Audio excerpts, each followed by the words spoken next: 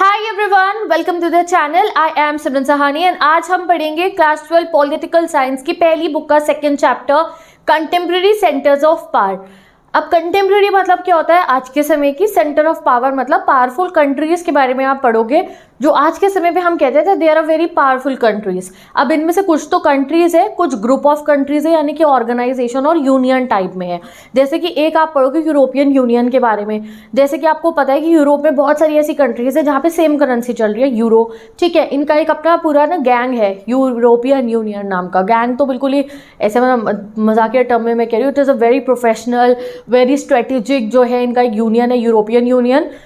ये है उसका फ्लैग, इसके बारे में पढ़ेंगे। और कौन सा दूसरा एक बहुत बड़ा यूनियन है कंट्रीज़ का जो बहुत इमर्जिंग है, जिसके पास काफ़ी पावर है आज के समय, वो है एशियान, जहाँ पे थाईलैंड है ना, ये जो साउथ ईस्ट एशिया वाला एरिया है, यहाँ की बहुत सारी कंट्रीज़ है। ठीक है, और फिर हम पढ़ेंगे ऑल्टरनेटिव सेंटर ऑफ पावर, एक और बड़ी पावरफुल कंट्री कौन सी? ये हमारा पड़ोसी चाइना। ठीक है, ये बहुत पावरफुल है।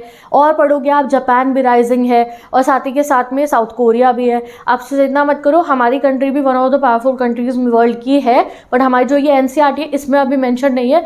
हमारा एक एनसीईआरटी के साथ में एक पीडीएफ मिला था हमारे को, उसमें इंडिया का गिवन है। ठीक है, रशिया भी गिवन है उसमें, तो अभी फिलहाल वो तो हम नहीं पढ़ेंगे क्योंकि हमारे को बोर्ड एग्जाम में जो है इन्हीं चैप्टर के अंदर से पूछा जाएगा। बट जब आप सीयूईटी की प्रिपरेशन करोगे तो मैं वहाँ से भी क्वेश्चन करा दूँ। शुरू करते हैं हम। जैसे कि आप उसमें पढ़ के आए हो ना, बायपोलैरिटी में पहले चैप्टर में हमने क्या पढ़ा भैया कि कोल्ड वॉर के समय पे, यानी कि वर्ल्ड वॉर 2 के बाद में दो ही पावरफुल कंट्री थी, एक यूएसए एक यूएसएसआर। अब आप पढ़ोगे तो यूएसएसआर खत्म हो गया तो यूएसए की दादागिरी चलती रही। अब कुछ समय हमारे वर्ल्ड में ऐसा है कि खाली यूएसए पावरफुल कंट्री नहीं है, there are other powerful countries also, तो दैट यू विल स्टडी है। तो सबसे पहले हमें पढ़ना है यूरोपियन यूनियन के बारे में, दैट यूरोपियन यूनियन आखिर में बना कैसे था। तो चलते हैं हम वर्ल्ड वॉर 2 के बाद क्या होता है। तो वर्ल्ड वॉर 2 का सबसे ज़्यादा इफेक्ट हुआ था यूरोप के ऊपर। यूरोप तहस नहस हो गया था वर्ल्ड वॉर 2 के अंदर। हिटलर बम फेंक रहा था, हर कोई बम फेंक रहे थे। कहाँ गिर रहे थे? इनकी पॉपुलेशन पे, इनकी कंट्री पे। आपस में इनके बहुत मसले थे, बहुत नाराज़गी, बहुत नफरत भरी भरी थी इन कंट्रीज़ के मनों के अंदर। क्यों? क्योंकि यूरोप की तो सारी कंट्रीज़ वर्ल्ड वॉर 2 में इन्वॉल्व थी, मेजर वाली, जैसे ब्रिटेन, फ्रांस तो इस साइड पे थे, जर्मनी, इटली, जापान इधर वाली तरफ थे, इसमें यूएसए था, यूएसएसआर था। तो भाई ये दोनों भी बड़ी कंट्रीज है यूरोप की, और जर्मनी इटली भी आपस में कट्टर की दुश्मनी थी इनकी, बहुत प्रॉपर वाली कट्टर दुश्मनी। अब भाई अब क्या करें, इतना तहस नहस हो गया था। अब इन्हें सोचना था कि वर्ल्ड वॉर 2 खत्म हो चुका है, या तो ये दुश्मनी कंटिन्यू करे, अभी भी लड़े एक दूसरे से, या थोड़ा पीस और सेटलमेंट लेकर आए और तरीके से इकोनॉमी पे ध्यान दे अपनी। तो यही इन्होंने करा। अब इनको ज़रूरत थी कि ये रिस्ट्रक्शन करे अपनी कंट्री का, ओल्ड राइवलरीज को भूल जाए और एक अच्छा इंटरनेशनल रिलेशन बनाए। ठीक है, अब जो है वर्ल्ड वॉर 2 के इफेक्ट क्या हुआ है आपकी बुक में बता रखे हैं हमारी यूरोपियन कंट्रीज़ के ऊपर। तो जैसे ही वर्ल्ड वॉर 2 खत्म होता है तो यूरोपियन कंट्रीज़ ने रुइंस देखा economy, that I told you. ठीक है, पता है इतनी इनकी यहाँ पे मतलब महंगाई हो गई थी। इन्हें हमने 10th में पढ़ा था कि इन्हें ना एक मतलब समझ नहीं 9th में पढ़ा था बल्कि, कि इन्हें ना ब्रेड खरीदने के लिए इतने इतने पैसे लेके जाने पड़ते थे। बहुत इनके यहाँ महंगाई हो गई, बहुत गरीबी आ गई, बहुत डिप्रेशन इनके यहाँ पे हुआ, बहुत ज़्यादा तंगी हुई because of the world war 2। बहुत इनका नुकसान हुआ था। ठीक है, और सारे के सारे जो इनके पुराने स्ट्रक्चर्स थे वो सब तहस नहस हो चुके थे। अब इनका जो कंट्रीज़ का रिवाइवल शुरू हुआ और इनकी इकोनॉमी का संभलना शुरू हुआ, वो हुआ 1945 के बाद कोल्ड वॉर के समय पे। और कोल्ड वॉर के समय पे ये किसके चमचा बन गए थे? ये सारे के सारे ये बन गए थे चमचे हमारा अमेरिका के, यानी कि यूएसए के, और ये नाटो में चले गए सारे के सारे। तो अब जब ये अमेरिका की चमचा बनी गए थे तो अमेरिका इनकी काफ़ी मदद करता था। तो अब अमेरिका ने इन सभी कंट्रीज़ को फाइनेंशियली हेल्प करा था अंडर द मार्शल प्लान। इन्होंने इनको ना बहुत बड़ा लोन दिया। जब भी कोई कंट्री मुसीबत में होती है ना तो अमेरिका उनकी मदद करने आ ही जाता है, और वो मदद के बदले उनका नुकसान भी करता है, बट स्टिल मदद करने तो पहुंचता ही है अमेरिका। ठीक है, लोग अमेरिका से मदद मांगते हैं तो यूएसए इनकी मदद करने के लिए आता है, और यूएसए इनको लोन देता है अंडर द मार्शल प्लान, और उसके उनको कहता भी है कि अब आपस में लड़ाई वड़ाई आपको नहीं करनी है। तो यूएसए ने इनकी कलेक्टिव सिक्योरिटी स्ट्रक्चर भी बनवाया अंडर द नेटो कि अब ये आपस में लड़ेंगे नहीं, और इनको लोन भी देता है अंडर द मार्शल प्लान। तो एक बार मार्शल प्लान आपको बता देती हूँ कि what is the Marshall plan. ठीक है, तो यहाँ पे लोन की अमाउंट आप देख सकते हो। मार्शल प्लान जो है, मार्शल प्लान में जो है अमेरिका ने लोन दिया था, किसको, फाइनेंशियल एड दिया था हमारे यूरोपियन कंट्रीज़ को। उसका अमाउंट कितना था, लगभग $12 बिलियन उस समय पे। आज के समय के अगर आप कैलकुलेट करोगे तो $130 बिलियन का लोन दिया था अमेरिका ने, जो है किसको, इनको, यूरोप वालों को, कि चलो अपनी इकोनॉमी संभालो। रीज़न क्या था लोन देने का अमेरिका का, कि अपनी इकोनॉमी संभाले, इंडस्ट्रियलाइजेशन अपनी मॉडर्न कर ले इंडस्ट्री, और इनकी पॉलिटिकल कंडीशन जो है स्टेबल हो जाए। तो मार्शल प्लान के तहत अमेरिका ने इनकी मदद करी। ये यूरोप की हालत थी। अब भाई इनकी ऐसी हालत से ये आज के समय पे इतने मॉडर्न डेवलप कैसे हो गए, तो वो कैसे हुए ये पढ़ते हैं हम। तो अब पढ़ते हैं हम ये यूरोपियन यूनियन आखिरी में बना कैसे था इनका। तो there are the points mentioned here, और मैं तुम्हें बता रही हूँ यूरोपियन यूनियन ना स्टेप बाय स्टेप बना, ऐसे ही नहीं सडनली इन्होंने यूनियन बना ली थी। स्टेप बाय स्टेप इन्होंने एक दूसरे का साथ दिया और फाइनल इनका यूरोपियन यूनियन बना। तो सबसे पहले तो मार्शल प्लान के अंडर में, मार्शल प्लान मैंने आपको तभी बताया मार्शल प्लान का असली मीनिंग क्या है, उसके अंडर में सबसे पहले इनकी एक organisation for European economic cooperation बनती है, जिसको शॉर्ट फॉर्म में बोला जाता है OEEC। ये कब बनी, 1948 में बनी। इसको बनाने का पर्पस क्या था कि ये जो वेस्टर्न यूरोपियन कंट्रीज है इनको एड कर पाए, अमेरिका मदद कर पाए, और जो है ये एक ऐसा फोरम यानी कि एक ऐसा प्लेटफॉर्म बना जहाँ पे ये सारे इकट्ठे बैठते थे, ट्रेड और इकोनॉमिक इशूज़ पे बात करते थे। तो सबसे पहले तो OEEC बन गया था 1948 के अंदर। उसके बाद में इन्होंने अपनी काउंसिल ऑफ यूरोप बनाई 1949 के अंदर। ये हुआ सेकेंड स्टेप। ये किस लिए था, पॉलिटिकल कॉपरेशन करने के लिए, कि अपने जो मसले हैं, बाउंड्री डिस्प्यूट्स है, रिवर वाटर डिस्प्यूट्स है, वो सब ये यहाँ बैठ के हैंडल करे, बम ना फेंके एक दूसरे के ऊपर। थर्ड, इनका इकोनॉमिक इंटीग्रेशन हुआ 1957 के अंदर। स्टेप बाय स्टेप इंटीग्रेशन हुआ डिफरेंट कंट्रीज का, एंड इससे इनकी इकोनॉमिक कॉपरेशन वाली भी कम्युनिटी बन गई, जिसको कहते हैं यूरोपियन इकोनॉमिक कम्युनिटी EEC इन 1957। तो 3 स्टेप्स ये कर चुके हैं। सबसे पहले OEEC बना 1948 में, फिर काउंसिल ऑफ यूरोप बना 1949 में। ये लर्न करना है, ये डेट्स लिखनी है एग्जाम में। इकोनॉमिक इंटीग्रेशन हुआ 1957 के अंदर, इनकी यूरोपियन इकोनॉमिक कम्युनिटी बनी 1957 के अंदर। उसके बाद में जो है पॉलिटिकल डायमेंशन देना इन्होंने शुरू करा अपनी जो है फ्रेंडशिप को। They began with the formation of European parliament. उसके बाद इन्होंने पार्लियामेंट बनाई, यूरोपियन पार्लियामेंट। इसकी डेट नहीं गिवन, तो अपने बोर्ड एग्जाम के लिए मत लर्न करना, कोई बात नहीं। उसके बाद क्या होता है, कोलैप्स हो जाता है सोवियत यूनियन का, यानी कि 1991 का समय आ जाता है, और जैसे ही सोवियत यूनियन कोलैप्स होता है तो यूरोपियन यूनियन बनने का जो किस्सा था वो फर्स्ट ट्रैक पे आ जाता है, कि अभी तक तो ये धीरे धीरे चल रहे थे। हाँ, पहले इकोनॉमिक कोऑपरेशन करी, पॉलिटिकल करी, अब जैसे ही सोवियत यूनियन तहस नहस हो गया, सोवियत यूनियन डिसइंटीग्रेट हो गया, तो वैसे ही ये लोगों ने अपनी यूरोपियन यूनियन का इस्टेब्लिशमेंट कर दिया। यूरोपियन यूनियन कब बनती है, 1992 में बनी, फरवरी 7, 1992। एज पर एनसीईआरटी मैंने यहाँ लिखा है, इन्होंने मास्ट्रिच ट्रीटी साइन करी, that led to the establishing of European Union. तो इससे यूरोपियन यूनियन बन गया। और यूरोपियन यूनियन बनाने का कारण क्या था, इन्होंने सबसे पहले तो यूरोपियन यूनियन बना के अपनी common foreign and security policy adopt करी। फॉरेन पॉलिसी मतलब कि आपकी कंट्री बाकी देशों के साथ कैसा डील कर रही है। जैसे मैं इंडिया की सिटीजन हूँ, हमारी कंट्री है इंडिया, तो हमारा इंडिया जो है वो रशिया से कैसा रिलेशन रखेगा, इजराइल से कैसे रखेगा, चाइना से कैसे रखेगा, साउथ एशिया से बाकी कंट्रीज से कैसे रखेगा, USA से कैसा रखेगा, ये हमारी फॉरेन पॉलिसी के तहत आता है। हमारे लीडर्स डिसाइड करते हैं कि हमारे रिलेशन कैसे होंगे एज पर द सिचुएशन। और सिक्योरिटी पॉलिसी मतलब हमारी मिलिट्री जो हो गई, हमारी सिक्योरिटी से रिलेटेड जो पॉलिसीज हो गई। तो अब इन्होंने क्या बनाया, यूरोपियन यूनियन बनने के बाद अब ये सारी कंट्रीज इकट्ठे बैठ के फैसला लेंगी कि इनका बाकी वर्ल्ड से कैसा रिलेशन रहेगा और इनकी सिक्योरिटी पॉलिसी कैसी होगी। ऐसा नहीं अपना सारा से ख़त्म हो जाएगा, अपनी अपनी तो कंट्री को खुद ये चलाएंगी, बट इकट्ठे बैठ के भी एक दूसरे के साथ कोऑपरेट करेंगी। Cooperation on justice and home affairs ये भी करेंगे। और creation of a single currency, सबसे बड़ा काम जो इन्होंने करा वो था सिंगल करेंसी बनाना। इवन रेलवेज इन्होंने ऐसी चलाई दैट इनकी कंट्रीज़ की जो रेलवेज है, you can go and freely you can go and जो है टूर कर सकते हो आप यहाँ पे, वो सब इन्होंने अपना कॉपरेशन बढ़ा के वो सब अपना बनाया और सिंगल करेंसी बनाई। तो यूरोपियन यूनियन ऐसे बना था। तो फर्स्ट 2-3 पॉइंट्स ये हो गए आपके, 4-5-6 पॉइंट ये हो गए। कंसोलिडेट करके मैंने यहाँ पे लिख दिए। ये नोट्स आपको मिल जाएंगे मेरी इंस्टाग्राम आईडी के ऊपर, जहाँ पे इतने शॉर्ट वे में मैंने इतना लंबा टॉपिक एनसीईआरटी का समझा दिया है जिससे आपको कोई नोट्स नहीं बनाने की ज़रूरत है। इनको नोट डाउन कर लेना, कोई गाइड खरीदने की ज़रूरत नहीं है, कोई जो है पूरी एनसीईआरटी को अपनी कॉपी डाउन करने की ज़रूरत नहीं है। ये रहे नोट्स, मेरे इंस्टाग्राम आईडी पे है, स्क्रीनशॉट क्लिक करो, प्रिंट आउट निकलवा लो। प्रिंट आउट नहीं निकलवाना, हैंड रिटन नोट डाउन कर लो, वो ज़्यादा अच्छा है, प्रैक्टिस भी हो जाएगी। इससे कोई भी लॉन्ग आंसर लर्न हो जाएगा, कोई भी शॉर्ट लर्न हो जाएगा। एमसीक्यू मैराथन बाद में देखी जाएगी, जो मैं अपने सीवीटी वाले चैनल पे प्रैक्टिस कराऊंगी, वहाँ एमसीक्यूज़ करेंगे। तो ये एग्जाम में क्वेश्चन आएगा 6 नंबर का, 4 नंबर का। वो how did European union was formed, what was the process of formation of European Union. तो ये सारी बातें आपको बता देनी है। 6 पॉइंट मैंने दिया, 6 नंबर में ये क्वेश्चन आता है। तो इस तरीके से यूरोपियन यूनियन हमारी बन जाती है। तो यूरोपियन यूनियन ने ना अपने आप को इकोनॉमिक यूनियन से पॉलिटिकल यूनियन बनाने की कोशिश करी। वो कैसे करी इन्होंने? सबसे पहले तो इन्होंने act as a nation state करना शुरू करा, यानी कि खुद को ना ये नहीं कि एक कंट्री की तरह दिखाया है। तो ये सारे अलग, जर्मनी अलग है, इटली अलग है, इनके मेंबर्स देखो फ्रांस, लुक्सेमबर्ग, ये सब अलग कंट्रीज़ है, बट इन्होंने ऐसा शो करा कि हम एक नेशन है। इन्होंने एक बार कॉन्स्टिट्यूशन बनाने की भी कोशिश करी थी, पर वो फेल हो गई। कॉन्स्टिट्यूशन ये अपनी यूरोपियन यूनियन की नहीं बना पाए, because it is a very large process, सब लोगों की सहमति चाहिए उसके अंदर। तो जो इन्होंने कोशिश करी थी वो फेल हो गई। तो बुक में टाइटैनिक का डायग्राम दिया है, जैसे टाइटैनिक डूब गया था वैसे इनका कॉन्स्टिट्यूशन बनाने का जो फैसला था वो डूब गया था। बट इनका यूरोपियन यूनियन का अपना एंथम है, जैसे कंट्रीज़ के नेशनल एंथम होते हैं। इनका अपना फ्लैग है, यही जो मैं आपको दिखा रही थी बार बार, फाउंडिंग डेट है और अपनी करेंसी है, ठीक है। Common foreign and security policy है। और यूरोपियन यूनियन का जो कॉपरेशन है वो जो है ना, अब सोवियत यूनियन जो है ना उसके साथ भी अच्छा हो रहा है। कि जैसे अमेरिका की तो बहुत ज़्यादा दुश्मनी है ना, इनका जो है यूरोपियन यूनियन ने अपना जो कॉपरेशन था वो सोवियत यूनियन के साथ भी रखा, ठीक है। ये रहा इसकी जो है आपको मेंबर्स के मैप दे रखे हैं। तो ये इसके ओल्ड मेंबर्स दिखा रखे हैं, Ireland, United kingdom, Spain, Portugal, Italy, ठीक है।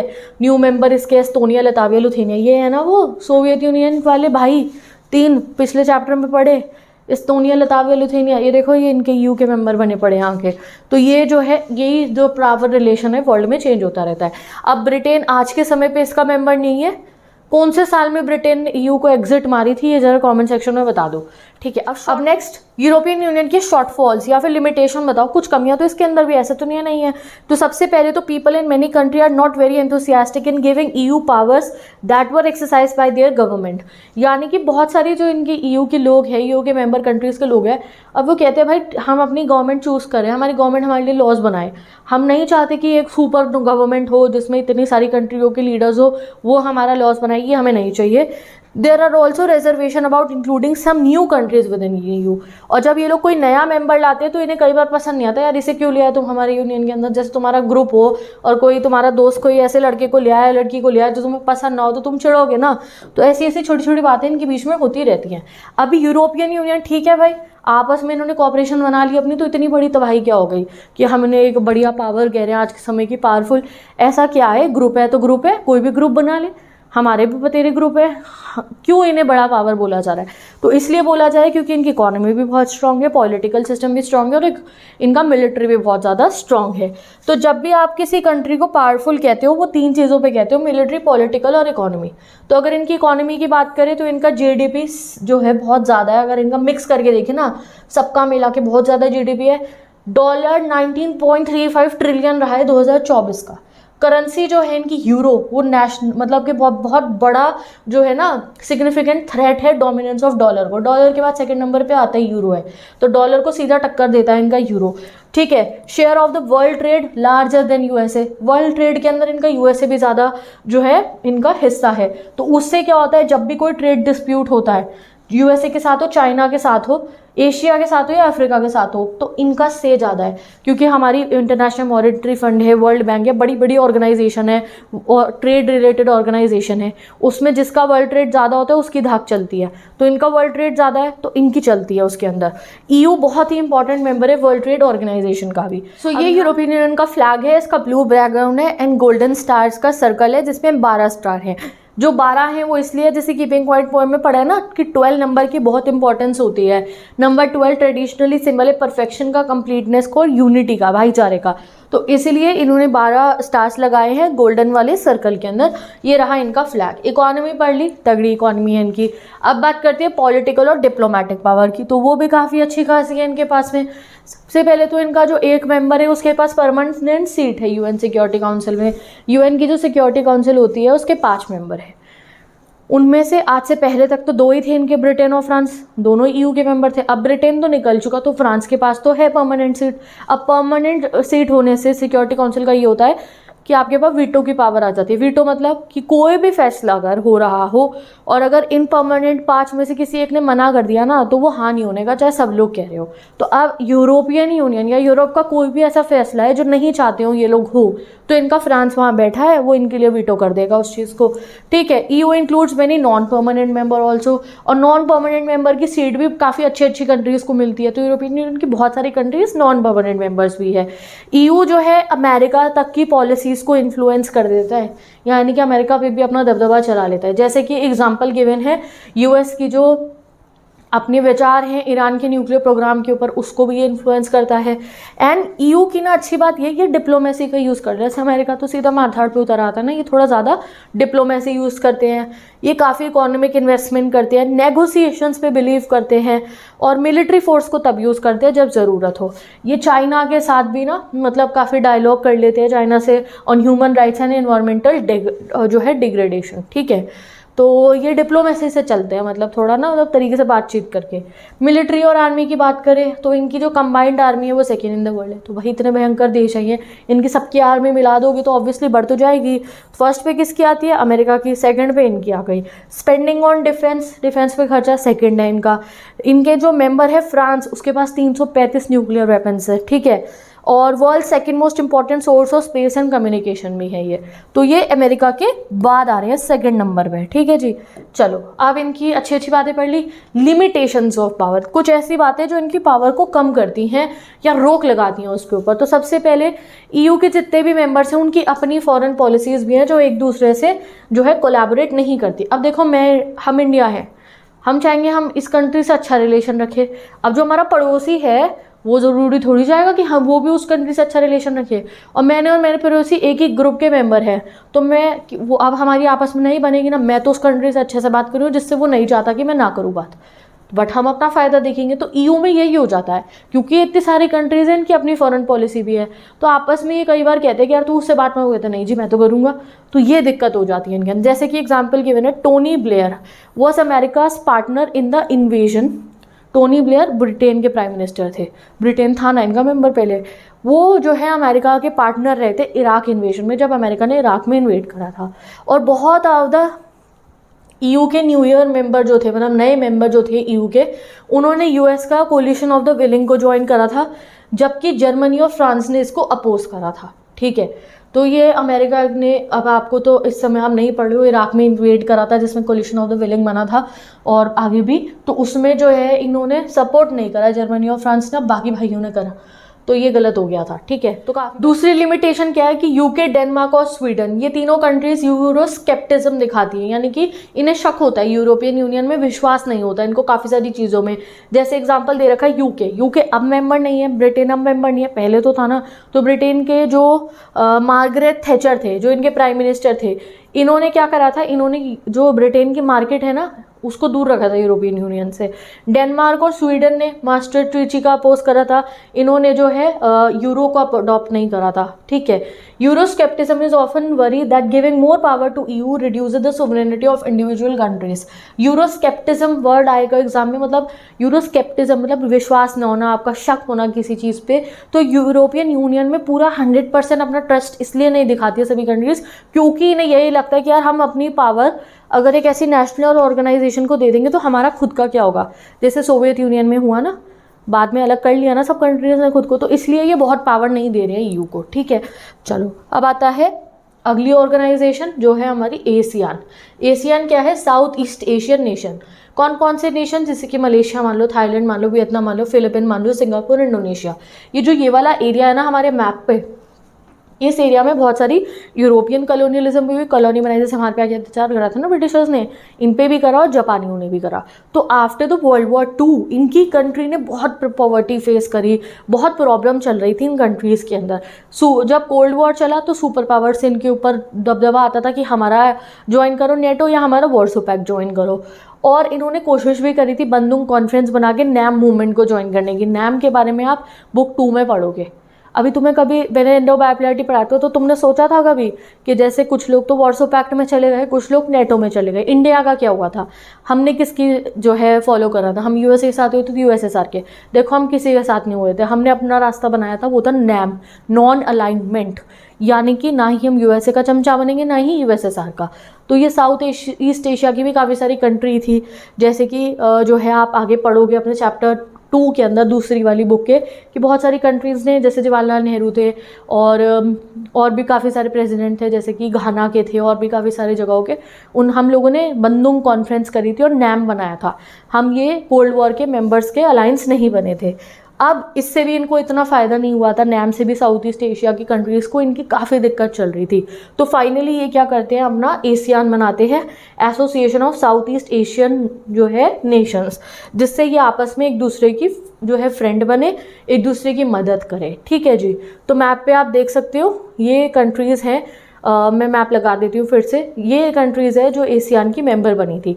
अब एशियान भी ऐसे सडनली नहीं बन गया था, जो है एक एक करके स्टेप्स में बना था। तो स्टेप्स क्या थे, that we should see here. ठीक है।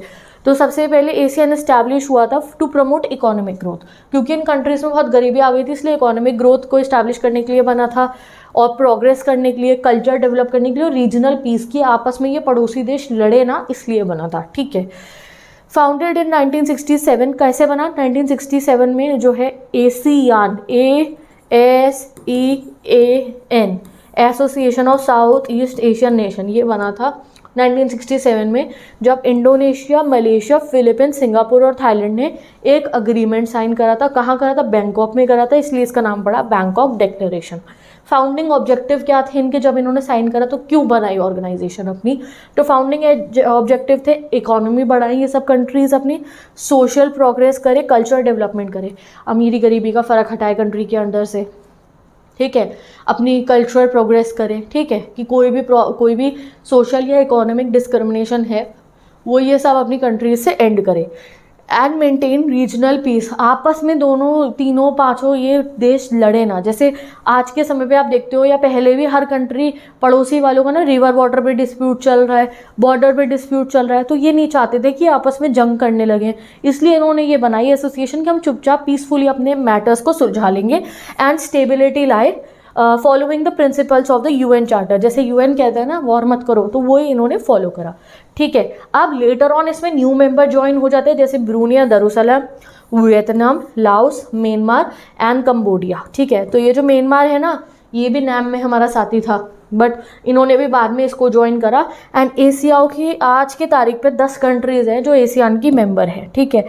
अब एशियान की जो है पावर किस चीज़ में छुपी हुई है, वो है इनकी ना, मतलब कि ये लोग ईयू की तरह काम नहीं करते हैं कि हम बहुत सुपर नेशनल ऑर्गेनाइजेशन है, सेम करेंसी, इन्होंने ये सब नहीं कर रखा है। इनकी जो वो है ना, इनका जो ग्रुप है ये काफ़ी ना इनफॉर्मल सा है, ये मिलते हैं, पीसफुली बात करते हैं, इकोनॉमी बढ़ाने की बातें करते हैं, ट्रेड बढ़ाने की बातें करते हैं, ये लोग ये बातें करते हैं। ये नहीं कि हम बहुत बड़ी पावर हो गई, ये वो ऐसी हरकतें ये नहीं करते। इनका मेजर ये होता है कि आपस में रीजनल पीस बनी रहे, बैलेंस बनी रहे, इकोनॉमी स्टेबल हो जाए हमारी। इनका एक एशियन वे नाम का सेलिब्रेशन डे होता है, तो इसके ऊपर 1 मार्कर क्वेश्चन आएगा दैट व्हाट इज एशियन वे। तो एशियन वे इनका एक सेलिब्रेशन डे होता है, यहाँ पे ये सब आके मिलते हैं। नॉन कॉन्फ्रंटेशनिस्ट जो है मीटिंग होती है, यानी कि बातचीत करेंगे, मिलेंगे जुलेंगे एक दूसरे से, एक दूसरे की कंट्री की नेशनल सोवरेनिटी की रिस्पेक्ट करते हैं। सोवरेनिटी मतलब आज़ादी, हम एक दूसरे पे जाके कब्जा नहीं करेंगे, हम एक दूसरे को तंग नहीं करेंगे, ये इस चीज़ की ये लोग रिस्पेक्ट करते हैं और मिलते हैं एक दूसरे से। ठीक है। आज के समय पे हम एशियान के बारे में तुम कैसे सोचोगे, क्यों पढ़ रहे हैं हम? क्योंकि ये वन ऑफ द वर्ल्ड की लार्जेस्ट ग्रोइंग इकोनॉमीज में से एक है। ये एरिया वो है जहाँ की इकोनॉमी बहुत तेज़ी से बढ़ रही है। ठीक है। और फिर धीरे धीरे इन्होंने अपनी जो कम्युनिटी है, अपनी जो ये एशियान ऑर्गेनाइजेशन है, इसको पॉलिटिकल और इकोनॉमिक स्ट्रक्चर भी देना शुरू कर दिया। वो कब हुआ? 2003 के अंदर। तो 2003 में जाके इन्होंने अपनी 3 कम्युनिटी बनाई, 3 पिलर्स बनाए अपनी ऑर्गेनाइजेशन के। पहले थी वो एशियन सिक्योरिटी कम्युनिटी, दूसरी एशियन इकोनॉमिक कम्युनिटी और तीसरी एशियन कल्चरल कम्युनिटी। तो एग्जाम में 1 और 2 का सिक्योरिटी और इकोनॉमी पे क्वेश्चन आएगा, सोशो कल्चर के बारे में बुक में इतना गिवन नहीं है। ठीक है। तो अब हम तीनों ही कम्युनिटी के बारे में पढ़ेंगे एंड इन पे तो क्वेश्चन डेफिनेटली आता है हमारे एग्जाम के अंदर। तो सबसे पहले हम पढ़ते हैं एशियन की जो है हमारी कम्युनिटी पिलर्स की पहली कम्युनिटी एशियान की सिक्योरिटी वर्ड जब भी आए समझ जाना, बाउंड्रीज को गार्ड करना, नेशनल बॉर्डर को गार्ड करना, फॉरेन पॉलिसी आती है इनके अंदर, ठीक है। तो सबसे पहले तो इस एशियन सिक्योरिटी कम्युनिटी बनने का पहला एम है कि ये टेरिटोरियल डिस्प्यूट्स को जो है कंट्रोल करे, उन्हें आर्म कॉन्फ्लिक्ट में एस्केलेट ना होने दे। यानी कि कोई लड़ाई अगर हो गई आपस में बाउंड्री डिस्प्यूट को लेकर हो, रिवर वाटर पे हो, किसी भी बात पे हो, तो ये इनकी जो सेनाएं हैं वो हथियार ना उठाए, एशियान में जाए, बैठ के मसले को सुलझा ले। 2003 के अंदर इन्होंने बहुत सारे एग्रीमेंट साइन करे आपस में, और उन एग्रीमेंट्स की कमिटमेंट क्या थी? अपहोल्डिंग पीस, हम आपस में शांति बरकरार रखेंगे। मेंटेनिंग न्यूट्रलिटी, ऐसा नहीं होगा हम तरफबाजी करेंगे, एक दूसरे न्यूट्रल रहेंगे, जो सही होगा वही फैसला लेंगे। प्रमोटिंग कॉपरेशन, कॉपरेट करेंगे एक दूसरे को। एंड नॉन इंटरफेरेंस, ये नहीं कि हमने अपनी एक ऑर्गेनाइजेशन बना ली है तो एक दूसरे के मसलों में दखल अंदाजी करेंगे, नहीं, वो नहीं करेंगे हम। Respect for national differences and sovereign rights, एक दूसरे के नेशनल डिफरेंसेस, क्योंकि इन दोनों सभी कंट्रीज़ की लैंग्वेजेस भी अलग है, कल्चर भी अलग है, तो उसके रिस्पेक्ट करेंगे। और उनकी सोवरेनिटी का, यानी कि उनकी आज़ादी का जो है क्या करेंगे? रिस्पेक्ट करेंगे, एक दूसरे की आज़ादी छीनने की कोशिश नहीं करेंगे। The Asian regional forum was then establish in 1994। फिर ये 1994 में इनकी एक एशियन रीजनल फोरम भी जो है इन्होंने बनाई थी, जहाँ पे इन्होंने सिक्योरिटी और फॉरेन पॉलिसीज़ को डिस्कस करा था कि अब देखो ये आपस में ग्रुप तो इन्होंने बना लिया, अब कोई एशियन की ऐसी कंट्री है वो बाहर के देशों के साथ कैसा रिलेशन रखेगी, एक बार बैठ के इन्होंने उन चीज़ों को भी डिस्कस करा। और उसके लिए इन्होंने क्या बनाया था? अपना Asian regional forum. Foreign policy मतलब कि आप बाहर से कैसा डील करोगे, जैसे एशियन की जितनी भी 10 कंट्री हैं, ये चाइना से क्या रिलेशन रखेंगी, यूएसए से क्या रखेंगी, इंडिया से कैसा रिलेशन रखेंगी, इसको बैठ के डिस्कस करना। इसके लिए इन्होंने क्या बनाया? अपना एशियन रीजनल फोरम, ठीक है। तो सिक्योरिटी कम्युनिटी यहाँ पे कंप्लीट। अब आती है एशियन की इकोनॉमिक कम्युनिटी। तो प्रिंसिपली ना इनका जो मेजर मतलब रीज़न था एशियन बनाने का, वो इकोनॉमिक कम्युनिटी था। इन्हें इकोनॉमी बढ़ानी थी, बहुत गरीबी आ गई थी इन कंट्रीज़ के अंदर, तो मेजर रीजन बनाने का यही था इनका। तो इनकी इकोनॉमी जो है काफ़ी छोटी है, यूएसए से, ईयू से, जापान से अगर बात करें तो बहुत बड़ी इकोनॉमी नहीं है, बट ग्रो बहुत फास्ट बढ़ रही है, बहुत तेज़ी से। इनकी जो ग्रोथ है इससे इनका रीजन में भी इन्फ्लुएंस आ रहा है और ग्लोबली भी बहुत इन्फ्लुएंस आ रहा है। इनके एशियन इकोनॉमिक कम्युनिटी के 3-4 ऑब्जेक्टिव्स हैं, ये देख लो, आपको ये लर्न करने हैं जो मैं मार्क कर रही हूँ। पहला है creating a common market and producing base with in the Asian की स्टेट्स। अब इनकी 10 कंट्री है तो इन्होंने इनको कॉमन मार्केट बनाया। कॉमन मार्केट मतलब क्या होता है? जैसे कि इंपोर्ट होता है गुड्स का। अब देखो, हम कुछ चीज़ें पाकिस्तान से भी इंपोर्ट कराते हैं, कुछ चाइना से भी कराते हैं, कुछ श्रीलंका से भी कराते हैं, हमारे पड़ोसी देशों का नाम ले रही हूँ मैं जानबूझकर। क्या आप आपस में कुछ ना कुछ ट्रेड करते हो ना? तो वो ट्रेड जब करना है तो वो हमारी कंट्री में लाके कुछ चीज़ें बेच रहे हैं, हम उनकी कंट्री में जाके कुछ चीज़ें बेचेंगे, तो इसको बोला जाता है मार्केट। तो इन्होंने कॉमन मार्केट बनाया, क्योंकि ट्रेड पे लगते हैं टैक्सेस, तो इन्होंने कॉमन मार्केट बनाया कि ये आपस में एक दूसरे से बहुत टैक्सेस नहीं लेंगे, लीनियंट पॉलिसीज़ रखेंगे, तो दो मेड द कॉमन मार्केट, ठीक है। और प्रोडक्शन बेस भी बनाया कि इनका ये एरिया बहुत प्रोडक्शन करे, अपनी इंडस्ट्रीज लगाए, सब ने एक दूसरे की मदद करी, ठीक है। Supporting social and economic development in the region. इन्होंने ये नहीं सोचा कि भाई ये हमारी कंट्री है, हम अपनी कंट्री है ऐसी, नहीं, इन्होंने सोचा कि हमारा पूरा रीजन है, हर एक को, जैसे अगर इन 10 में से कोई एक ऐसी कंट्री है जिस पर ज़्यादा पैसा नहीं है, तो ये फिर उनकी मदद करती थी कि तू भी अपने यहाँ इंडस्ट्री लगा, तुम भी अपने यहाँ ये ऐसे करो, डिस्क्रिमिनेशन है तो इसको ख़त्म करो। ऐसे इन्होंने एक दूसरे का साथ दिया, ठीक है। Improving the Asian dispute settlement mechanism for resolving the economic dispute. इन्होंने एशियन का डिस्प्यूट सेटलमेंट मैकेनिज्म बनाया कि अगर लड़ाई हो गई आपस में 10 जनों में से किसी की, तो यहाँ बैठ के हम उस लड़ाई को सॉल्व कर लेंगे। Asian is focused on establishing a free trade area for investment, labour and services. अब ये लोग कोशिश कर रहे हैं कि फ्री ट्रेड एरियाज बनाएं, not actively free trade areas में नेगोशिएट कर रहे हैं, यानी कि, और फ्री ट्रेड एरिया पे ट्रेड भी होता है कि ट्रेड भी आसानी से हो पाए, तो यूएसए और चाइना दोनों के साथ ही इस समय भी ये लोग ट्रेड कर रहे हैं, ठीक है। चलो, अब आया हमारा जो है एशियन की सोशो कल्चर कम्युनिटी। तो इस पे ज़्यादा लाइन नहीं गिवन है, एक ही लाइन गिवन है। सोशल और कल्चरल एक्सचेंज के लिए ये इन्होंने बनाई थी। इनका एक विजन 2020 भी है जो इनके रीजनल रोल को डिफाइन करता है। तो 2020 तो पुरानी बात हो गई भाई साहब, अब ठीक है, इन्हें थोड़ी पता था, इस समय में तो रोना आ जाएगा। तो इन्होंने एशियन विजन 2020 बनाया था, जहाँ पे इन्होंने अपना रोल डिफाइन करे थे इंटरनेशनल कम्युनिटी पे, कि हम लोग जो है अपने आसपास के रीजन में पीस और कॉन्फ्लिक्ट को कंट्रोल करेंगे। एशियान ने कई बार मीडिएटिंग एफर्ट्स भी बनाए हैं, यानी कि मीडिएटर बनते हैं। जैसे कॉम्प्रो कराने, दो दोस्तों की लड़ाई होती है तो एक तीसरा सेक्शन का बच्चा आता है, लड़ाई बहुत ज़्यादा हो जाए तो तीसरे बच्चे को बुला के ले जाते, भैया तुम ज़रा सेटल कराओ। तो ये सेटलमेंट में गए थे कंबोडियन कॉन्फ्लिक्ट में, जो बहुत एक गहरा इशू था। ईस्ट तिमोर क्राइसिस में ये मीडिएटर की तरह बन के जाते हैं। Engages annually in east Asian cooperation discussion, और जब भी ईस्ट एशिया का कॉपरेशन का डिस्कशन होता है तो ये सब लोग जाते हैं वहाँ, भाईचारा टाइप करते हैं ये लोग, ठीक है। अब इम्पॉर्टेंस ऑफ एशियन क्या है, क्यों हम इसको कह रहे हैं कि यार ये एक बहुत बढ़िया जो है एक ऑर्गेनाइजेशन है। तो एशियान की current economic strength makes it relevant trading and investment partner. Importance इनकी इसलिए क्योंकि इकोनॉमी स्ट्रांग हो रही है, ट्रेड भी बहुत है और इन्वेस्टमेंट भी, लोग बढ़िया कंट्रीज है, पॉपुलेशन अच्छी है, एमएनसी लगेंगी यहाँ पे जाके। कोल्ड वॉर के समय पे अगर हम बात करें अपनी कंट्री हमारे इंडिया की, तो हमने एशियान के साथ रिलेशन पे ज़्यादा फोकस नहीं करा था। रिसेंटली हमने एशियान से अपनी फ्रेंडशिप बहुत बढ़ाई है। हमने ट्रेड एग्रीमेंट साइन करे हैं मलेशिया के साथ, सिंगापुर के साथ, थाईलैंड के साथ, और एशिया इंडिया FTA भी हुआ था 2010 में, ठीक है। एशियान की अगर हम बात करें तो एशियान की मेजर स्ट्रेंथ एरियाज़ क्या हैं। स्ट्रेंथ एरिया में एशियान क्या है, उसकी मेंबर स्टेट आपस में वो बहुत अच्छा डायलॉग रखते हैं, और ये एक नॉन रीजनल ऑर्गेनाइजेशन है। It is the only regional organisation in Asia providing a platform for Asian and major powers to discuss political and security concerns, ठीक है। तो इसकी पावर क्या है कि यार पूरे इस एशिया के अंदर ये ही एक ऐसा एरिया है जहाँ पे साउथ ईस्ट एशिया की नहीं, खाली पूरे ईस्ट एशिया की ही कंट्रीज जाके बैठ के डिस्कशन और मीटिंग्स कर सकती हैं। जैसे पूरे वर्ल्ड के लिए वी हैव UN, हम चाहते हैं वहाँ मसले डिस्कस करते हैं। यहाँ पे एशिया के अंदर, साउथ ईस्ट एशिया के अंदर हमारे पे भी है अपनी साउथ एशिया की सार्क, अगले चैप्टर में आप पढ़ोगे, but SAARC is not that successful. ये बहुत ज़्यादा सक्सेसफुल है। तो इनकी स्ट्रेंथ है, इनकी मेंबर स्टेट इकट्ठे रहती हैं, डायलॉग करती है, और ये नॉन रीजनल ऑर्गेनाइजेशन है। बहुत ज़्यादा ये जो है वो नहीं करते कि बहुत पॉलिटिक्स में दखल अंदाजी कर रहे हैं एक दूसरे की, ये सब ये लोग नहीं करते।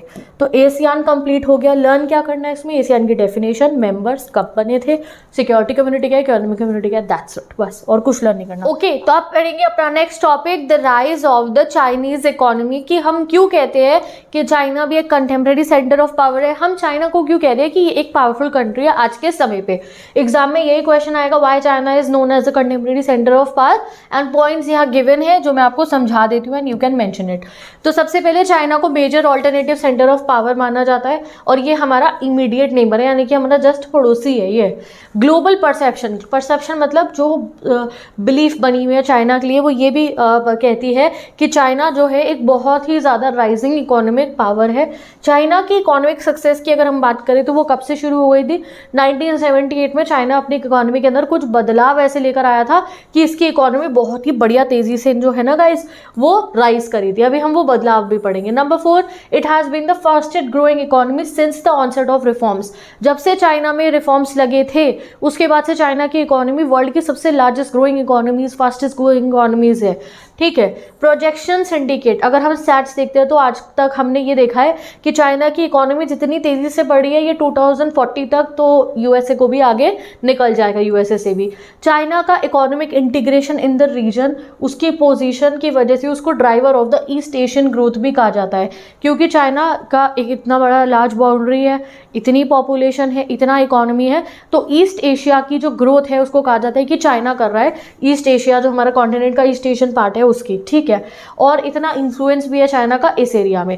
ये बातें क्यों पढ़ रहे हैं कि इसलिए हम इसको पावरफुल कंट्री कह रहे हैं, कुछ बात है तभी तो कह रहे हैं, ये वो बातें हैं। इकोनॉमिक स्ट्रेंथ है चाइना की, इकोनॉमिक स्ट्रेंथ के साथ में पॉपुलेशन भी है, लैंड मास इतनी बड़ी टेरिटरी है, रिसोर्सेज भी हैं, रीजनल लोकेशन भी अच्छी है, पॉलिटिकल इन्फ्लुएंस भी है। इसकी वजह से हम कहते हैं कि China is also a contemporary centre of power. तो अगर क्वेश्चन आएगा 7 पॉइंट्स मेंशन्ड है जो नोट्स पे तुम्हें मिल जाएंगे। अब हम आते हैं नेक्स्ट टॉपिक पे, how China became the fastest growing economy. तो ये ड्रैगन आ गया चाइना का। बताओ कि भाई चाइना की इकोनॉमी जो है वो वर्ल्ड की फास्टेस्ट ग्रोइंग इकोनॉमी कैसे बनी। तो जैसे ही इस्टेब्लिशमेंट हुआ था पीपल्स रिपब्लिक ऑफ चाइना का 1949 में, 1949 में चाइना क्या बन गया था, एक रिपब्लिक यानी कि एक कंट्री बन गया था। उससे पहले यहाँ पे भी किंगडम्स हुआ करते थे, ठीक है।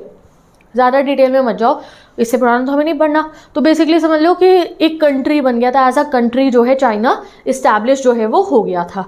अब जैसे ही चाइना एक कंट्री बन जाता है, एक रिपब्लिक बन जाता है, तो चाइना के अंदर जो इनके लीडर थे माओ जेडोंग, इन्होंने क्या करा था, इन्होंने कम्युनिस्ट रेवोल्यूशन करा था।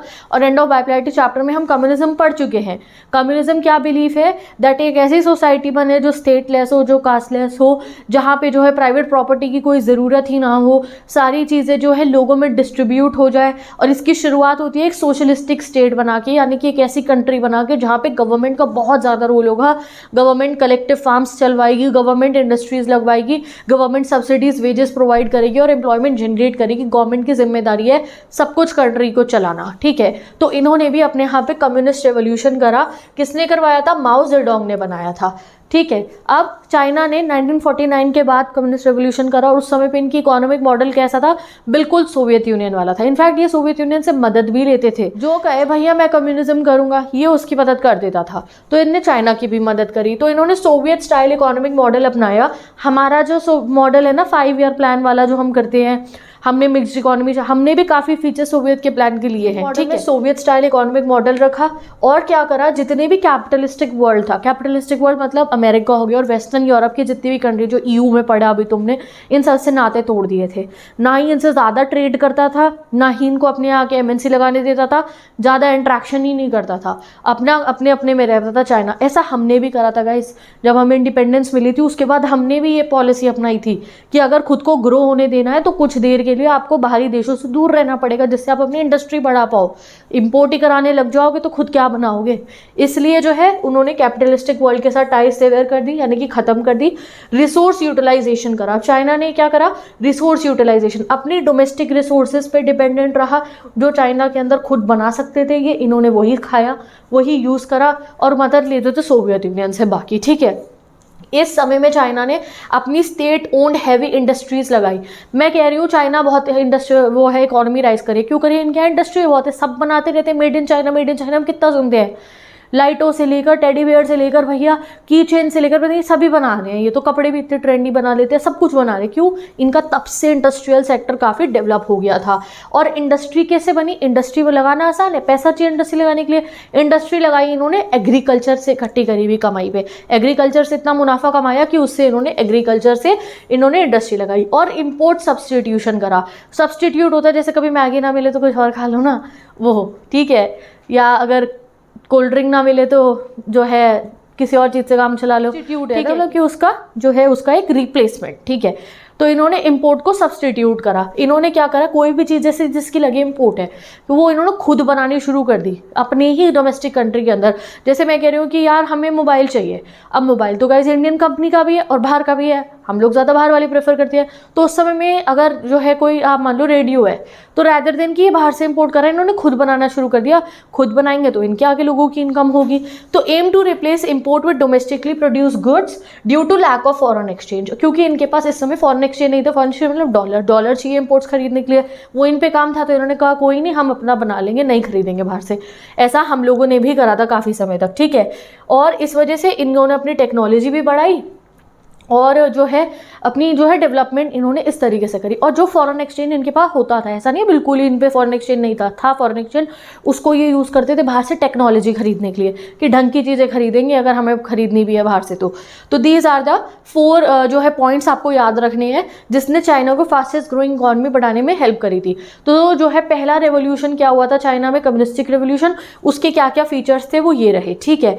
अब benefits of the Soviet style model क्या हुआ, जब इन्होंने ये सोवियत यूनियन वाला मॉडल अपनाया तो उसके बेनिफिट्स, उसके फायदे क्या क्या हुए। तो सबसे पहले तो जैसे इन्होंने सोवियत यूनियन वाला मॉडल अपनाया, इनकी इंडस्ट्रियल फाउंडेशन स्ट्रांग हो गई, अच्छी इंडस्ट्रीज इनके यहाँ लग गई काफ़ी अच्छे स्केल की। अब इंडस्ट्री लगी तो उससे एम्प्लॉयमेंट भी बहुत आई और सोशल वेलफेयर भी बहुत हुआ सिटीजन का, लोगों को जॉब मिली, लोग खुश हुए, पैसा आया घर के अंदर, ठीक है। सोशल प्रोग्रेस हुई। इन्होंने जो है जैसे गवर्नमेंट भी सब चीज़ पे ध्यान दे रही थी, कम्युनिस्टिक मॉडल था, तो इन्होंने एजुकेशन पे बहुत ध्यान दिया, हेल्थ केयर पे, और जो है बहुत सारी डेवलपिंग नेशंस को इन्होंने पीछे छोड़ दिया। इन्होंने इतना एजुकेट करा अपने आगे लोगों को और हेल्थ और हाउसिंग फैसिलिटी सब पे ध्यान दिया। अब इससे इनकी इकोनॉमिक ग्रोथ काफ़ी बढ़ गई। इंडस्ट्री लगी ना, 5 से 6% की इकोनॉमिक ग्रोथ हुई और दिक्कत ये हुई इस इकोनॉमिक ग्रोथ के साथ में, कितनी बढ़िया इकोनॉमी की ग्रोथ बना ली, दिक्कत ये हुई साथ ही के साथ पॉपुलेशन भी ऐसी बढ़ती रही, 2 to 3% पे इनकी पॉपुलेशन बढ़ती रही। तो चाहे कितनी ही इकोनॉमी तेज़ी से जा रही थी, इतनी पॉपुलेशन आ रही थी, इस वजह से इनको उतना फ़ायदा नहीं पहुंचा। क्या है भाई, पॉपुलेशन जितनी ज़्यादा होगी उतनी रिसोर्सेज पे प्रेशर होगा, ज़्यादा पॉपुलेशन ज़्यादा को जॉब्स की ज़रूरत होगी। अब इनकी पॉपुलेशन इतनी तेज़ी से बढ़ी थी कि जितनी जॉब्स आ भी नहीं थी वो भी कम पड़ रही थी, तभी लार्जेस्ट पॉपुलेस कंट्री है ये।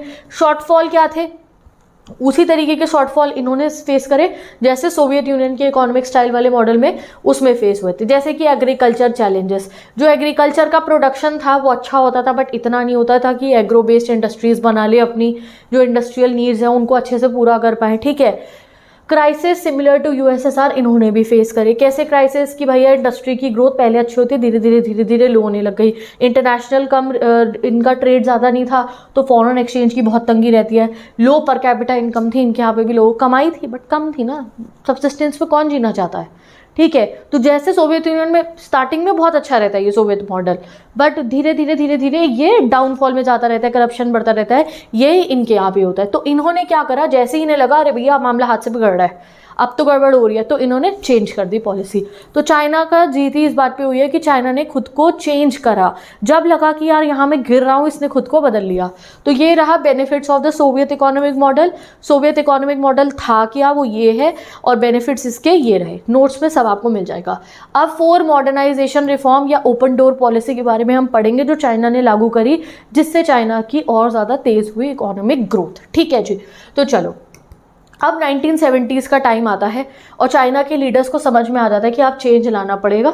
अब जो है ना, हम ऐसे बंद रह रहे हैं ना, अमेरिका से ट्रेड कर रहे हैं ना बाकी कंट्रीज से ट्रेड कर रहे हैं, फॉरेन एक्सचेंज हमारे पास है नहीं, उससे काम नहीं चलने वाला है, हमें तो भाई और पैसा चाहिए और इकोनॉमी बढ़ानी है, इंडस्ट्री की डेवलपमेंट का टेक्नोलॉजी लेवल बढ़ाना है, नहीं पिछड़ी हुई इंडस्ट्रीज़ है तो बातचीत तो करनी पड़ेगी। तो इन्होंने अपने आइसोलेशन को एंड कर दिया, आइसोलेशन एंड करो और डिप्लोमेटिक रिलेशन बनाए सबसे पहले यूएसए से 1972, और इससे इनकी पॉलिटिकल एंड इकोनॉमिक आइसोलेशन खत्म।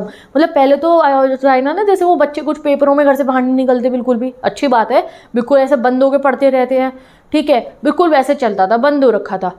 अब बाहर निकलने लग गया, दोस्तों से मिलने लग गया, यूएसए से ट्रेड और इकोनॉमिक और पॉलिटिकल इश्यूज़ पे बातचीत करने लगा। फिर इनके जो प्रीमियर थे जोहू एनलाई, उन्होंने 1973 के अंदर 4 मॉडर्नाइजेशन रिफॉर्म करे। मॉडर्नाइजेशन मतलब कि अब इन्होंने जो इनका सोवियत मॉडल चल रहा था ना उनको चेंज, एग्रीकल्चर मॉडर्न करेंगे, इंडस्ट्री भी, साइंस एंड टेक्नोलॉजी भी और मिलिट्री भी। ठीक है, अब ये देखो, ये बुक में कार्टून गिवन है, ये Mao's little red book, red is considered and very linked to communism और सोशलिज्म, तो माओ के हाथ में रेड बुक दे रखी है, और ये आ गए हमारे दूसरे इनके ये जो प्रीमियर जोहू एनलाई हो गए ना, ये वही है, हुज लिखा है ना, कैपिटलिस्टिक रेड बुक। तो इन्होंने कैपिटलिज्म को फॉलो करना शुरू करा, तो इनकी रेड बुक नहीं, सॉरी, रेड पावर टाई, ठीक है, तो ये इन्होंने करा। ठीक है जी, तो इन्होंने 4 मॉडर्नाइजेशन रिफॉर्म करे थे, ये 1 मार्कर में आएगा, याद रखना। फिर इनके जो नेक्स्ट इनके जो आए, आप कह सकते हो नेक्स्ट लीडर आए, उनका नाम था देंग जियाओपिंग। उन्होंने 1978 के अंदर एक बहुत बड़ा शिफ्ट करा टुवर्ड्स इकोनॉमिक रिफॉर्म, इन्होंने ओपन डोर पॉलिसी जो है वो लागू कर दी। अब इन इकोनॉमिक रिफॉर्म्स का जो है ऑब्जेक्टिव क्या था कि इनकी कंट्री की प्रोडक्टिविटी बढ़े through investment and capital and technology from abroad, यानी कि ओपन डोर कर दिया अपने इन्होंने अमेरिका को और बाकी कंट्रीज़ को, कहा कि इनकी कंट्री में आके फॉरेन डायरेक्ट इन्वेस्टमेंट करे, इंडस्ट्रीज़ लगाए, और उससे ये लोग क्या है, फॉरेन एक्सचेंज कमाएंगे, इनके जॉब एम्प्लॉयमेंट जो है वो जनरेट होगी। ठीक है, तो क्या हुआ गाइस, पहले ये बिल्कुल वैसे चल रहे थे सोवियत यूनियन की तरह, सब कुछ स्टेट के अंडर में था। 4 मॉडर्नाइजेशन रिफॉर्म लगा के कैपिटलिज्म में शिफ्ट करा खुद को धीरे धीरे, और फिर आइसोलेशन भी एंड कर दिया, फॉरेन डायरेक्ट इन्वेस्टमेंट भी अलाउ कर दी। ठीक है, अभी why China didn't face the shock therapy, जैसे इनके यहाँ पहले प्राइवेटाइजेशन अलाउड नहीं थी, इनके यहाँ भी जो है वही होता था कि सब कुछ गवर्नमेंट कंट्रोल होता था, अब इन्होंने भी प्राइवेटाइजेशन करा सब चीज़ों का, बट इनके यहाँ शॉक थेरेपी नहीं आई, इवन तो सोवियत यूनियन में तो शॉक थेरेपी लगी थी। तो ऐसा क्यों हुआ, ये एग्जाम में क्वेश्चन आएगा, why China didn't face the shock therapy. तो पहला रीज़न है gradual transition to market economy. तो चाइना ने एक बहुत यूनिक अप्रोच अपनाई, उन्होंने मार्केट इकोनॉमी को स्टेप बाय स्टेप करा रैदर देन इकट्ठा, ये एग्रीकल्चर भी प्राइवेट कर दिया, ये इंडस्ट्री भी नहीं, धीरे धीरे करा। सबसे पहले प्राइवेटाइजेशन की टाइमलाइन देखो, इन्होंने एग्रीकल्चर का प्राइवेटाइजेशन करा 1982 में, कि जो कलेक्टिव फार्म सिस्टम चल रहा था या बाकी सिस्टम थे उन्हें एंड करके हर फार्मर का अपना प्राइवेट खेत है, बेचो और प्रॉफिट कमाओ, इस टाइप का प्राइवेटाइजेशन करना शुरू करा। फिर प्राइवेटाइजेशन ऑफ इंडस्ट्री करा 1998 में। कितना फ़र्क है, और वो भी गवर्नमेंट के अंडर में हुआ था, IMF वर्ल्ड बैंक के अंडर में नहीं हुआ था, जैसे वो लार्जेस्ट गराज से लग जाए, वो नहीं हुआ। फिर इन्होंने स्पेशल इकोनॉमिक जोन्स बनाए। स्पेशल इकोनॉमिक जोन्स मतलब क्या होता है, यानी कि कुछ ऐसे जोन होते हैं जो कंट्री के मार्क कर दिए जाते हैं कि जहाँ पे हम कहते हैं अमेरिका को और बाकी वेस्टर्न कंट्रीज़ को या जिस पे भी पैसा आओ हमारे इस जोन के अंदर आके आप अपनी इंडस्ट्री लगाओ, अपनी कंपनी लगाओ, अपने ऑफिस खोलो, यहाँ पे अच्छा ट्रांसपोर्टेशन है, अच्छी जो है आपको यहाँ पे ज़्यादा टैक्सेस नहीं देने पड़ेंगे, बिजली भी आएगी, पानी भी होगा, अच्छा एरिया है ये, यहाँ पे जो है लोग जॉब करने के लिए आएंगे इस एरिया के अंदर आपके पास, आप आओ यहाँ की अपनी इंडस्ट्री लगाओ। तो इन्होंने बहुत सारे अपने स्पेशल इकोनॉमिक जोन्स बनाए और जो ट्रेड बैरियर्स थे उनको रिमूव कर दिया, allowing foreign investor to establish enterprises in China. अब चाइना में है पॉपुलेशन, तो भाई बहुत सारी पॉपुलेशन है, तो बहुत बड़ी बड़ी कंपनीज चाइना पहुंची, उन्होंने चाइना में अपनी इंडस्ट्री फैक्ट्री लगाई और चाइना के लोगों को जॉब मिली और उनको क्या मिला, सस्ते रेटों पे लेबर मिल गई। अब बाहर के देश की दिक्कत क्या है, वहाँ लोग नहीं है काम करने के लिए, एक भी अगर काम कराना है तो बहुत सैलरी देनी पड़ेगी, यहाँ बहुत सस्ते में काम हो जाता है, तो वो यहाँ ला के अपनी फॉरेन डायरेक्ट इन्वेस्टमेंट कर देते हैं। रोल ऑफ द स्टेट, सबसे बड़ा रीज़न क्या था वहाँ पे शॉक थेरेपी क्यों लगी, क्योंकि ट्रांजेक्शन कराया था IMF और वर्ल्ड बैंक ने, यहाँ ट्रांजेक्शन चाइना की गवर्नमेंट ने खुद करा था, एक एक मिनट को ध्यान रखते हुए, इसलिए चाइना को शॉक थेरेपी नहीं लगी। तो ये रहा इसका आंसर, ठीक है। की पॉइंट्स मिल गए, एग्जैजरेट कर देना जितने नंबर का क्वेश्चन होगा उसके हिसाब से। अब पॉजिटिव इम्पैक्ट क्या हुआ इस न्यू इकोनॉमिक पॉलिसी का, कि ये जो ओपन डोर पॉलिसी अपनाई, इसका पॉजिटिव इम्पैक्ट क्या था कि सबसे पहले तो चाइना का इकोनॉमिक स्टैग्नेशन ब्रेक हो गया, जो इकोनॉमी इसकी रुक गई थी ना, बिल्कुल बढ़ी ही नहीं रही थी, वो सही हो जाती है। एग्रीकल्चर का प्रोडक्शन राइज हो जाता है, इनफैक्ट इतना राइज हो जाता है एग्रीकल्चर आउटपुट कि रूरल एरियाज़ के जो लोग थे उनकी इनकम भी बढ़ जाती है, ठीक है। ग्रोथ ऑफ रूरल इंडस्ट्रीज, अब लोगों के ना क्या हुआ, लोगों पे एग्रीकल्चर से पैसा बचा, सोचो किसान का पैसा बचने लगे, किसान के पास प्रॉफिट होने लगे, तो वो रूरल इंडस्ट्रीज़ में इन्वेस्ट करा उन्होंने कि आटा की चक्की भी बना ली और उससे रिलेटेड कुछ प्रोडक्ट्स बनाने लगे, अलग अलग जो एग्रो बेस्ड इंडस्ट्रीज़ होती है उन्होंने उसमें इन्वेस्ट करना शुरू करा और उनकी भी ग्रोथ हुई, ओवरऑल इकोनॉमिक ग्रोथ हुई एग्रीकल्चर की भी और इंडस्ट्री की भी, इससे ही चाइनीज़ इकोनॉमी बहुत राइज पे गई। Next impact of the new trading loss, क्योंकि इन्होंने स्पेशल इकोनॉमिक जोन्स बनाए थे, ट्रेडिंग लॉस लगाए थे बढ़िया बढ़िया, तो उससे फॉरेन ट्रेड बढ़ा इनका। अब क्या हुआ, चाइना के जो गुड्स है इंडिया भी आके बिकते, हर जगह जाके बिकते, क्यों बिक रहे, क्योंकि इनका ट्रेडिंग लॉस काफ़ी इन्होंने बनाए, उस पर ध्यान दिया और इन्होंने फॉरेन ट्रेड बहुत ध्यान दिया उस पर, तो इनका जो सामान है, इनके जो गुड्स है पूरी दुनिया में बिकने लग गए।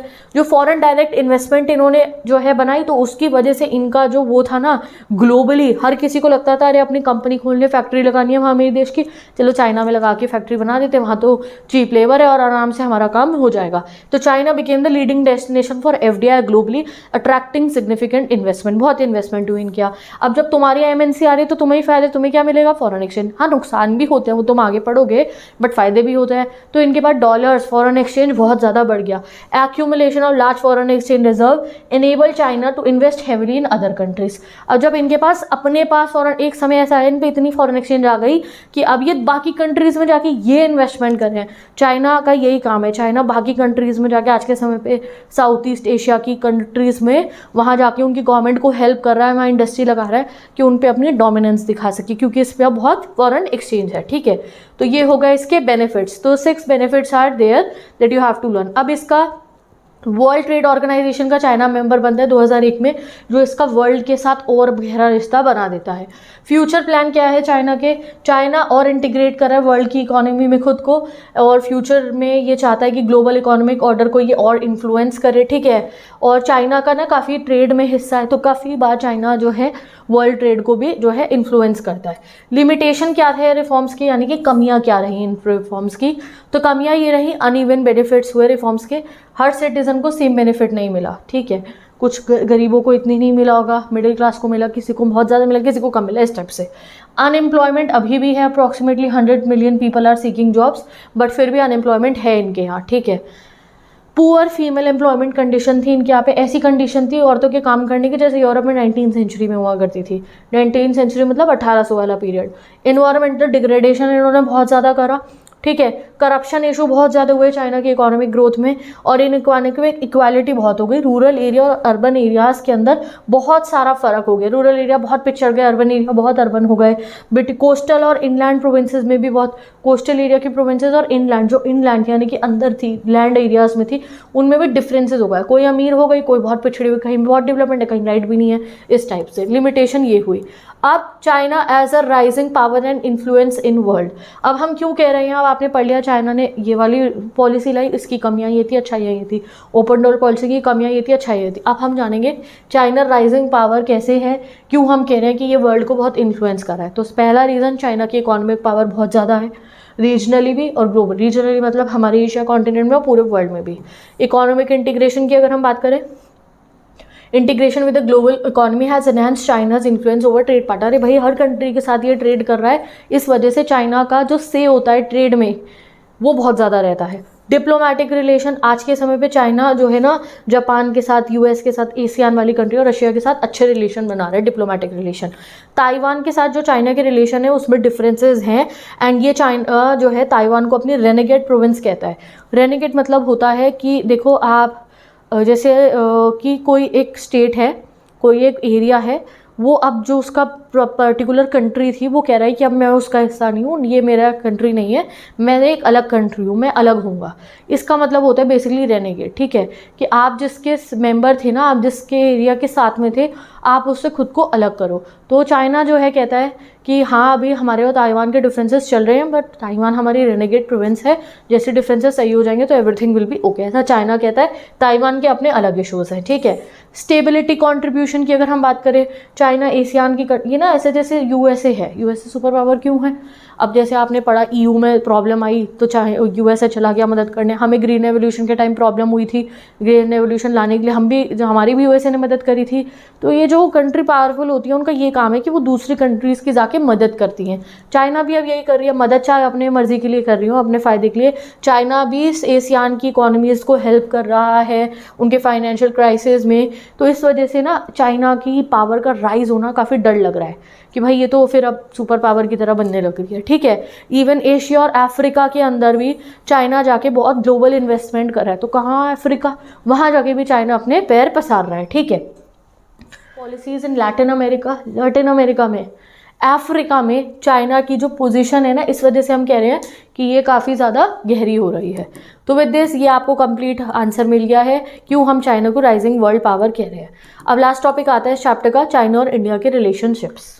तो चाइना और इंडिया के रिलेशन सबसे पहले हिस्ट्री से पढ़ेंगे। तो हिस्टोरिकल हिस्ट्री से ही, जब एम्पायर्स चल रहे थे, किंगडम चल रहे थे, इंडिया और चाइना दोनों ही ग्रेट पावर थी, ठीक है। बिफोर द वेस्टर्न इंपीरियलिज्म, यानी कि जो ये वेस्टर्न कॉलोनियलिज्म शुरू हुआ उससे पहले इंडिया और चाइना बहुत बड़े एम्पायर्स हुआ करते थे।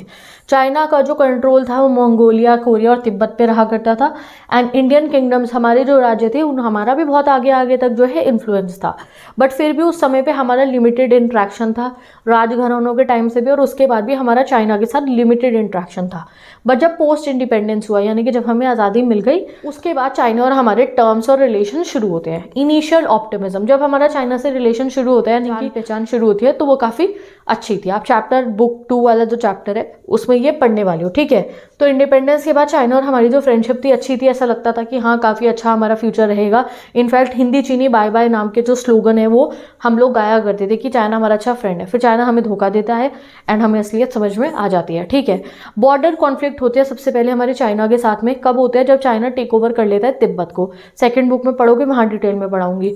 और उससे क्या होता है, चाइना तिब्बत को टेक ओवर कर लेता है तो तिब्बत की बहुत सारी पॉपुलेशन, जिसमें दलाई लामा जी अपने जो है सारे के सारे डिसाइपल्स के साथ हमारे इंडिया आते हैं। तो चाइना कहता है कि हम लोग जो है तिब्बतियंस को अपने यहाँ पे रेफ्यूजी क्यों दे रहे हैं, बट हम सही ग्राउंड पे दे रहे थे। उससे चाइना और इंडिया के इश्यूज शुरू हो जाते हैं। उसके बाद जो है साइनो इंडियन बॉर्डर कॉन्फ्लिक्ट आता है, जब चाइना हमारी टेरिटरीज पे कब्जा करने के लिए आ जाता है, दोनों साइड से, अरुणाचल प्रदेश की साइड से भी और इधर से भी हमारा, ठीक है। लद्दाख वाले साइड से भी, तब जो है आकाशी चेन एरिया ऑफ लद्दाख से भी और अरुणाचल से भी, तब चाइना और हमारा जो है वॉर होता है। अब 1962 का जो साइनो इंडियन वॉर होता है उसमें हम बहुत हार जाते हैं चाइना से, और हमारे पे बहुत ज़्यादा इसका बुरा इफेक्ट होता है, ठीक है। तो इस वजह से चाइना और हमारे फिर रिलेशन बिल्कुल बंद हो जाते हैं, हम बिल्कुल इंटरेक्ट नहीं करते चाइना के साथ में। डिप्लोमेटिक डाउनग्रेड हो जाते हैं साइनो इंडियन वॉर के बाद, जो है चाइना और हमारे इस वॉर के बाद हमने चाइना से कोई बातचीत नहीं करी अंटिल 1976।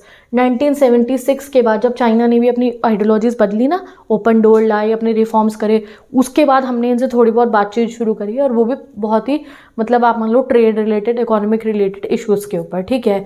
अब चाइना और हमारा बॉर्डर नेगोशिएशंस के लिए भी हम लोग एक दूसरे से बातचीत हुई शुरू, वो हुई 1981 में जाके, ठीक है। तो ये 6 पॉइंट्स पहले आप याद रख लो, ये 6 पॉइंट्स है टोटल हमारे चाइना और हमारे रिलेशन के, कि हिस्टोरिकल कॉन्टेक्स्ट कैसा था, ठीक है, लिमिटेड इंट्रैक्शन था, शुरुआत अच्छी हुई, बॉर्डर कॉन्फ्लिक्ट हुए, फिर बातचीत बहुत डिप्लोमेटिक डाउनग्रेड्स हो गए हमारे, और फिर बॉर्डर नेगोशिएशन कब शुरू हुई, ठीक है।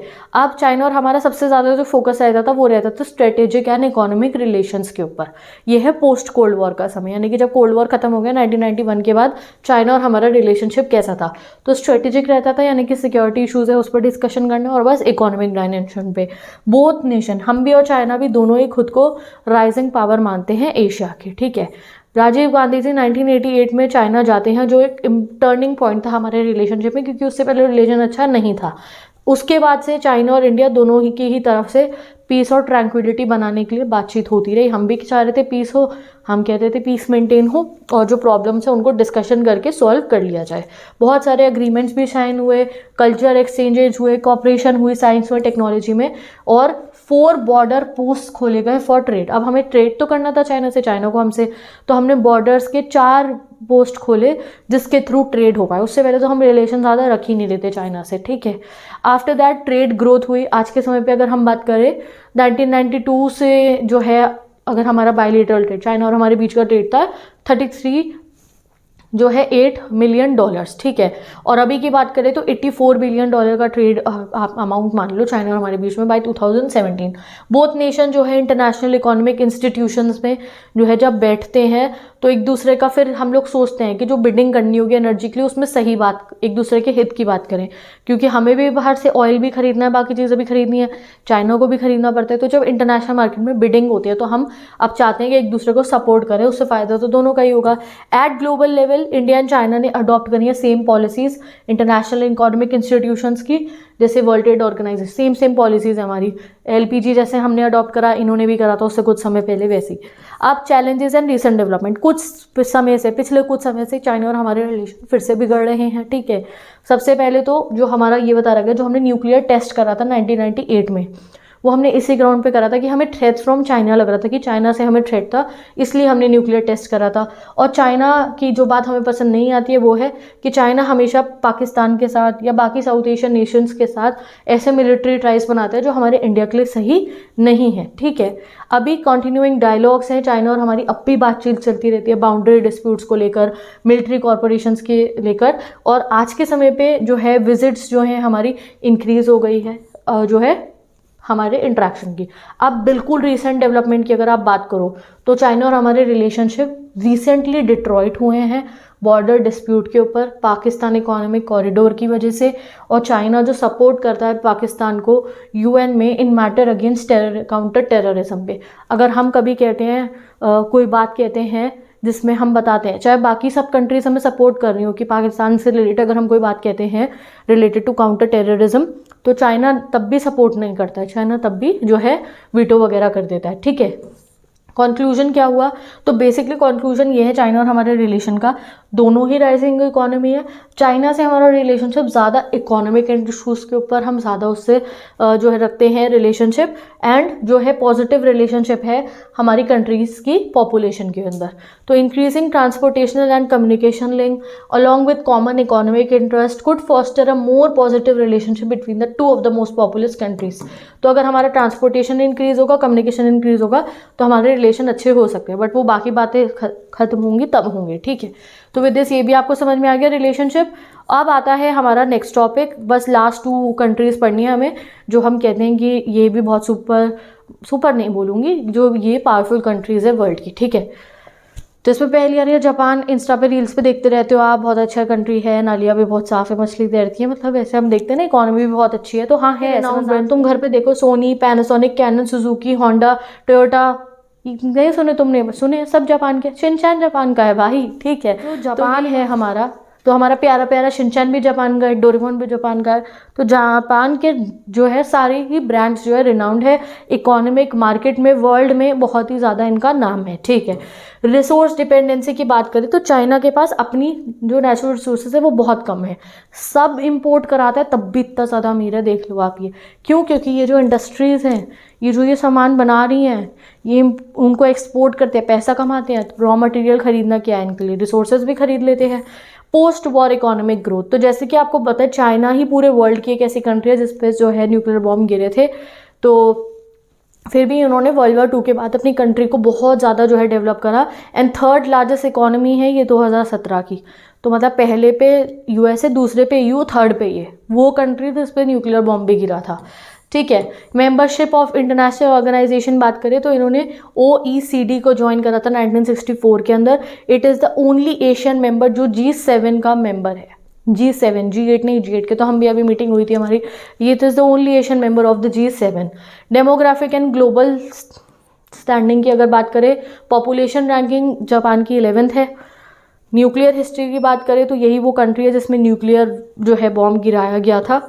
एंड यूएन की कंट्रीब्यूशन की बात करें तो सेकंड लार्जेस्ट कंट्रीब्यूटर है यूएन का। यूएन को बहुत चंदा देते हैं ये, इवन दो वो इनके बजट का खाली 10% जाता है, बट यूएन के लिए वो सेकंड लार्जेस्ट है। तो सोच लो कितनी कमाई होगी इनकी। सिक्योरिटी और मिलिट्री की बात करें तो इनका मिलिट्री अलायंस है विद यूएसए सिंस 1951, ठीक है। और कॉन्स्टिट्यूशन में इनकी लिखा हुआ है अकॉर्डिंग टू आर्टिकल 9 कि ये जो है वॉर नहीं करेंगे और यूज़ ऑफ फोर्स नहीं करेंगे to settle the international dispute. ये कभी भी जो है मिलिट्री का यूज़ नहीं करेंगे, इंटरनेशनल वॉर पे नहीं जाएंगे, ये इनका ये मेंशन है। फिर इसका मतलब ये नहीं है कि इनके पास अपनी मिलिट्री नहीं है, नो, इनके पास अपनी मिलिट्री है जो 7th लार्जेस्ट है इन द वर्ल्ड, और 7th लार्जेस्ट हो रही है तो इसका मतलब ये नहीं बहुत खर्चा करते हैं मिलिट्री पे, नहीं, अपनी GDP का सिर्फ 1% ये मिलिट्री पे खर्चा करते हैं।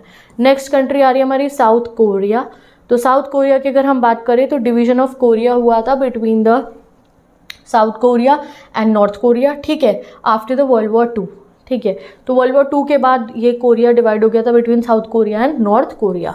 Korean war and cold war के डायनामिक्स अगर हम पढ़े तो कोरियन वॉर हुआ था 1950 to 53 and cold war tension ने इन दोनों कंट्रीज़ की राइवलरी और बढ़ा दी थी, ठीक है। यानी कि जो कोल्ड वॉर चला ना उस बीच में इन दोनों की कंट्रीज़ की राइवलरी बहुत बढ़ गई थी। दोनों ही नेशन 17 सितंबर 1991 को बने थे यूएन के मेंबर। इकोनॉमिक डेवलपमेंट की अगर हम बात करें तो साउथ कोरिया में 1960s से 80s में बहुत ज़्यादा हुआ, और ऐसा इकोनॉमिक डेवलपमेंट हुआ इन क्या कि हम इसको कहते हैं मैजिक ऑफ द या मिरेकल ऑफ द हान रिवर। इस पे एग्जाम में क्वेश्चन आया था बोर्ड एग्जाम में, what is miracle of the हान रिवर। तो इकोनॉमिक डेवलपमेंट ऑफ जो है साउथ कोरिया को बोला जाता है। साउथ कोरिया भी OECD का मेंबर बन गया था 1996 के अंदर, जापान बना था, वो याद रखना है। करंट इकोनॉमिक स्टैंडिंग की बात करें तो 2017 में 11th लार्जेस्ट इकोनॉमी है साउथ कोरिया, 10th है इसकी मिलिट्री, ठीक है। ह्यूमन डेवलपमेंट रैंक बहुत अच्छी है साउथ कोरिया की, 18 है, ठीक है। की फैक्टर्स ह्यूमन डेवलपमेंट इतने अच्छे होने की बात है, रूरल डेवलपमेंट और लैंड रिफॉर्म्स करे इन्होंने, रूरल एरियाज पे डेवलपमेंट करी, ह्यूमन रिसोर्स डेवलपमेंट करी, इक्विटेबल इकोनॉमिक ग्रोथ करी। यहाँ के जो ह्यूमन्स हैं उनका लाइफस्टाइल काफ़ी अच्छा है। सपोर्टिंग फैक्टर्स क्या है, other contributors to high human development में है इनका एक्सपोर्ट ओरिएंटेशन, काफ़ी एक्सपोर्ट करते हैं ये, पॉलिसीज़ काफ़ी अच्छी है इनकी, की पब्लिक स्ट्रक्चर बहुत अच्छा है इनका, गवर्नमेंट काफ़ी इफेक्टिव है। ग्लोबल इन्फ्लुएंस, बड़े बड़े ब्रांड जैसे कि Hyundai, सैमसंग, LG, ये सब किसके हैं, साउथ कोरिया के हैं। इंडिया और साउथ कोरिया की अगर हम बात करें तो बहुत सारे एग्रीमेंट्स इंडिया और साउथ कोरिया के बीच में हुए हैं, कमर्शियल और कल्चरल टाइज हैं हमारे, और आगे आने वाले समय में हम साउथ कोरिया के साथ अपने रिलेशंस को एनकरेज कर रहे हैं। तो विद दिस ये टॉपिक भी कंप्लीट होता है। इनको बस मैंने रीड कर दिया क्योंकि एग्जाम में शॉर्ट नोट्स में आएंगे, नोट्स में ये सब हैं, ठीक है। तो विद दिस ये चैप्टर कंप्लीट होता है। मैं मिलूंगा आपसे नेक्स्ट वीडियो में। Bye bye.